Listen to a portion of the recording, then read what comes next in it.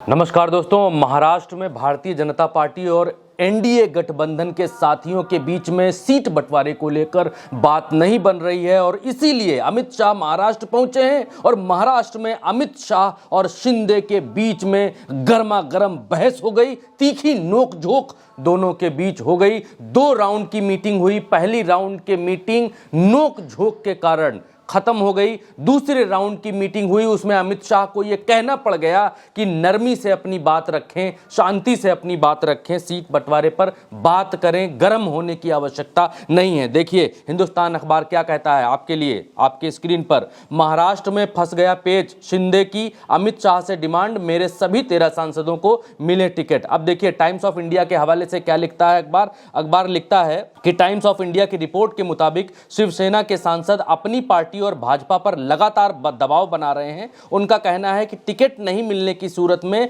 वो अपने इलाके में भाजपा के उम्मीदवारों का प्रचार नहीं करेंगे। रिपोर्ट के मुताबिक इनमें पूर्व सांसद आनंद राव अडसुल, सांसद गजानन कीर्तिकर और पूर्व मंत्री रामदास कदम शामिल हैं, जो सीधे तौर पर शिवसेना भारतीय जनता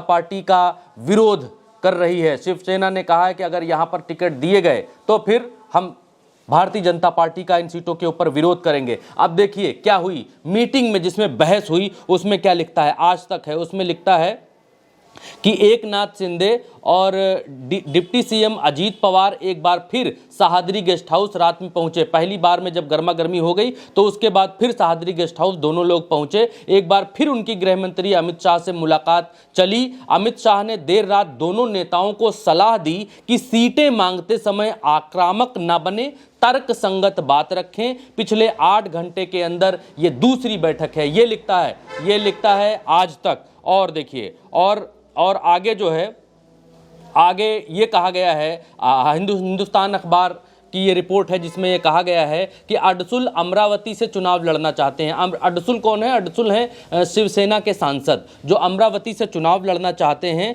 महायुति सीट से निर्दलीय सांसद नवनीत राणा को उतारने के मूड में है। अडसुल ने कहा कि अमरावती लोकसभा सीट शिवसेना की है, ऐसे में मैं अमरावती से चुनाव लड़ूंगा।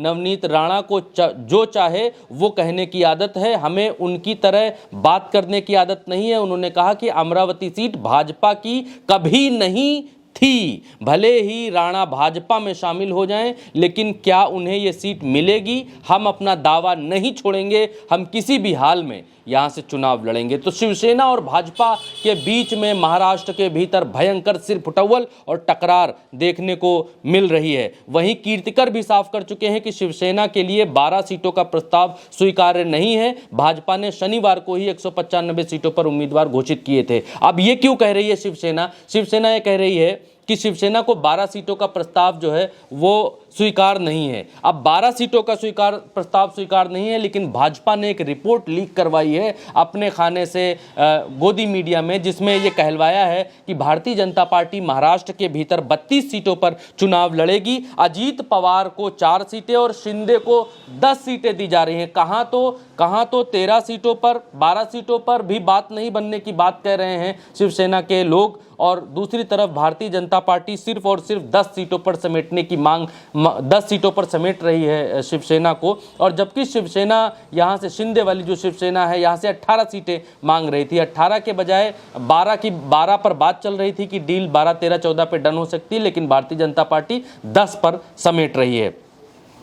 अब देखिए एक और जो रिपोर्ट है, वो रिपोर्ट क्या कहती है, वो भी आपकी स्क्रीन पर आपके लिए है कि बीजेपी को 32 सीटें, अजीत कैंप को 3 सीटें और शिंदे ग्रुप को 10 सीटें। महाराष्ट्र में बन गया सीट शेयरिंग का फॉर्मूला। ये खबर जो है गोदी मीडिया में प्लांट कराई गई। गोदी मीडिया के मार्फत ये बताया गया कि महाराष्ट्र में बन चुकी हैं चीज़ें, महाराष्ट्र में गठबंधन हो चुका है, लेकिन ऐसा बिल्कुल नहीं है। महाराष्ट्र में पेच बहुत भयानक फंसा हुआ है और शिवसेना और भारतीय जनता पार्टी के बीच में बहुत भयंकर वॉर चल रहा है। अमित शाह 2 बार बैठक कर चुके हैं और दोनों बार में बात नहीं बनी है। अमित शाह को ये तक कहना पड़ गया कि आक्रामक ना हो, शांति से अपनी बात रखें। देखिए यहाँ पर एक और अखबार है, वो ये कहता है, जनसत्ता अखबार है, वो कहता है अमित शाह के साथ बैठक में मुख्यमंत्री एकनाथ शिंदे थोड़ा दूसरी बार में थोड़ा नरम नजर आए।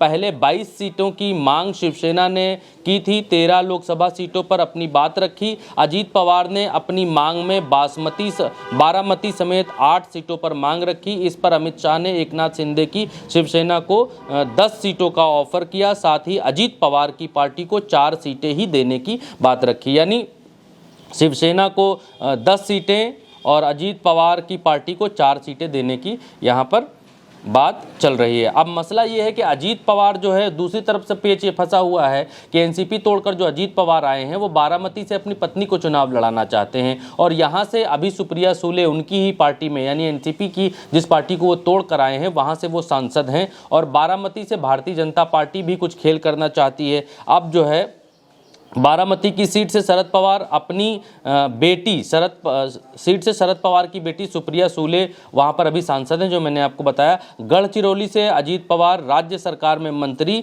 धर्मराव बाबा आत्राम को मैदान में उतारना चाहते हैं। तो आप देखिए कि किस तरीके से उठापटक मची हुई है, किस तरीके से झगड़ा सीटों का महाराष्ट्र के भीतर है और गोदी मीडिया कहता है कि सब बिल्कुल शांत है, सब सीटों का बंटवारा हो चुका है। दोस्तों इस खबर में अभी इतना ही। उल्टा चश्मा यूसी पर आप ये खबर देख रहे थे। खबर में आप क्या कहना चाहते हैं, आपकी क्या राय है, कमेंट करके बताइएगा। नमस्कार।